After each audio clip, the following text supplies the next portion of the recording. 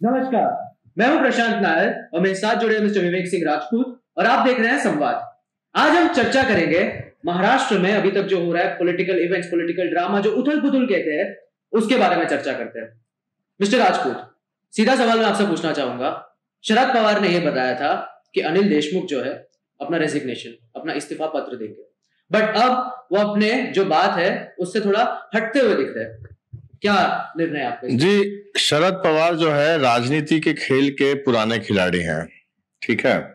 अब ये जब पूरा मामला आया और मुंबई के पूर्व कमिश्नर परमबीर सिंह ने चिट्ठी लिखी उद्धव ठाकरे को और उसमें जिक्र किया गया कि उनके जो महाराष्ट्र के गृह मंत्री हैं अनिल देशमुख, वो महीने के 100 करोड़ रुपए की वसूली करवाना चाहते थे पुलिस डिपार्टमेंट से। तो शुरू में बैक फुट पे शिवसेना भी गई और शरद पवार भी गए, लेकिन उन्होंने देखा कि भारतीय जनता पार्टी ने इस पूरे मुद्दे को बड़े ही जोर शोर से उठाया है। अब तक वैसे भी जो ये महा अघाड़ी की सरकार बनी थी महाराष्ट्र में, कई मुद्दों पर घिरती नजर आ रही थी। आप चाहे कोरोना के मामलों को अच्छे से नहीं संभाल पाना, बीच में एक मामला आया था महाराष्ट्र में जो वैक्सीन दी गई है उनको, उसमें से 50% वैक्सीन एक्सपायर हो रही है।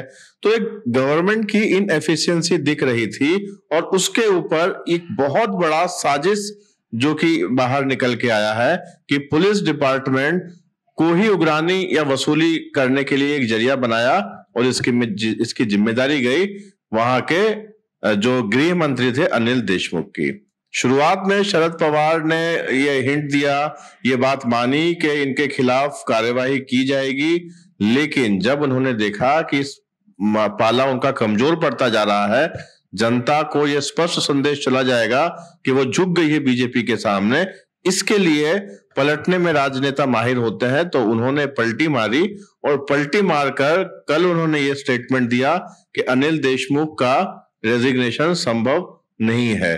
फैसला मुख्यमंत्री जो उद्धव ठाकरे हैं उनको करना होगा, यानी कि उस पर अभी कोई उन्होंने कमजोर मुख्यमंत्री दिखाने की कोशिश नहीं कर रहे। उन्होंने बताया कि एनसीपी यानी शरद पवार चाहते हैं कि अनिल देशमुख इस्तीफा ना दें, बावजूद इसके उन्होंने उद्धव ठाकरे को एक छूट दे रखी है।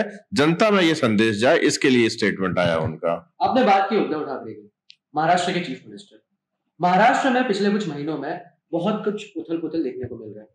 अगर हम रिसेंटली एक बात करें तो कंगना रनौत वाला जो केस था, उन्होंने अपने पर्सनल ईगो में लेकर अपना घर तोड़वा दिया, उनका घर तोड़वा दिया, ये बोलते हुए कि उनका बाथरूम सही नहीं था, उनका जो ऑफिस था वहां नहीं होना चाहिए था।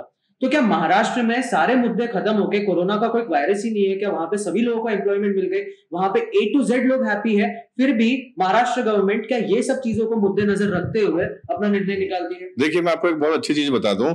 कल तक जो परमबीर सिंह जो उनके मुंबई के पुलिस कमिश्नर थे, कल तक बड़े लाडले हुआ करते थे। चाहे वो सुशांत सिंह राजपूत वाला मैटर हो, चाहे वो कंगना रनौत का मैटर हो, Uddhav Thackeray as a puppet जो कमिश्नर थे परमबीर सिंह का यूज कर रहे थे।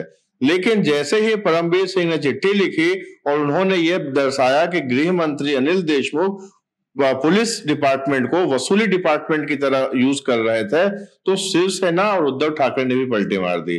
कल तक जो कमिश्नर लाडले हुआ करते थे, आज सामना में भी लेख छपा कि परमबीर सिंह ने चिट्ठी लिखने में जल्दी कर दी और आज उद्धव ठाकरे की सरकार पानी पी पी के कोस रही है कि जो पुलिस कमिश्नर है परमबीर सिंह अब केंद्र के इशारे पे काम कर रहे हैं।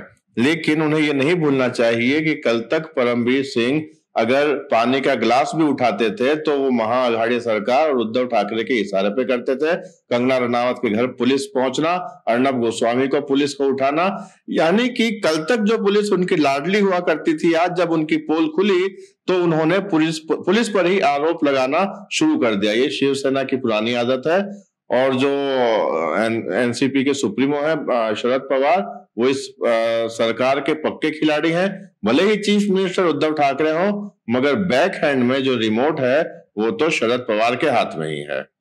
सर जी, मैं आपसे आखिरी में ये पूछना चाहता हूँ, महागठबंधन एक टर्मिनोलॉजी है, मतलब वेरियस पार्टीज अपने खुद के आइडियोलॉजीज को जब एक साथ मिक्स करती है, आपका क्या कहना है सर? वो किस तरीके की democracy, is it leading to a good democracy और समथिंग, बहुत सारे आइडियोलॉजिकल डिफरेंसेस? नहीं, महागठबंधन या फिर जो गठबंधन की सरकारें चलती हैं जो विश्व के परिप्रेक्ष्य में होता है, ये अटल बिहारी वाजपेयी एक दौर था जब कांग्रेस से सत्ता भाजपा और या फिर दूसरे दलों की तरफ जा रही थी तो एक पार्टी को बहुमत नहीं मिलता था।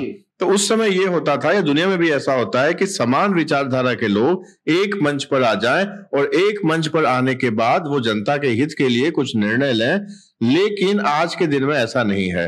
आप देखिए, कांग्रेस, शिवसेना और एनसीपी तीनों की विचारधारा अलग अलग। आज तक शिवसेना जो थी वो अलग राजनीति कर रही थी और कांग्रेस मुस्लिम तुष्टीकरण की राजनीति कर रही थी और शिवसेना रोज मुसलमानों के प्रति जो घृणा भाव था वो दर्शाती थी। मगर एक सत्ता का मोह देखिए कि तीनों को जो अलग अलग धुरी की राजनीति करते हैं, अलग अलग विचारधारा की राजनीति करते हैं, सिर्फ सत्ता का मोह, और सत्ता का मोह भी नहीं, मुंबई जो कि हिंदुस्तान का फाइनेंशियल कैपिटल है और उस फाइनेंशियल कैपिटल पर अपना वर्चस्व रखने के लिए ये तीनों लोग जिनकी विचारधारा लगती सरकार बना के आए, लेकिन अब वहां की जनता को भुगतना पड़ रहा है। उद्धव ठाकरे जो कि एफिशिएंट नहीं है, उन्हें एडमिनिस्ट्रेशन का कोई अनुभव नहीं है, आज वो चीफ मिनिस्टर बन के बैठे हुए हैं और बैकडोर से शरद पवार महाराष्ट्र के जो भी निर्णय है वो ले रहे हैं। सत्ता का लोभ, ये जो सत्ता का लोभ है ना, हमारे देश हित के लिए किसी भी तरीके की कोई मदद नहीं कर पा रहा। हमारे हिंदुस्तान में कहावत है, the rich gets richer and the poor gets poorer, और इसी पॉलिटिकल ड्रामा की वजह से ये जो इतना बड़ा इनकम गैप है, इतना बड़ा फाइनेंशियल गैप है, वो शायद क्रिएट हो रहा है। इन पॉलिटिकल पार्टीज, इन पॉलिटिकल लीडर्स को ये समझना चाहिए कि वो हमारे वोट से खड़े हैं और वो हमारे मात्र सेवक है और देश हित के लिए जो काम है इसीलिए उन्हें चुना गया। थैंक यू मिस्टर राजपूत हमारे साथ जुड़ने के लिए। आप संवाद के साथ जुड़े रहिए। नमस्कार, जय हिंद।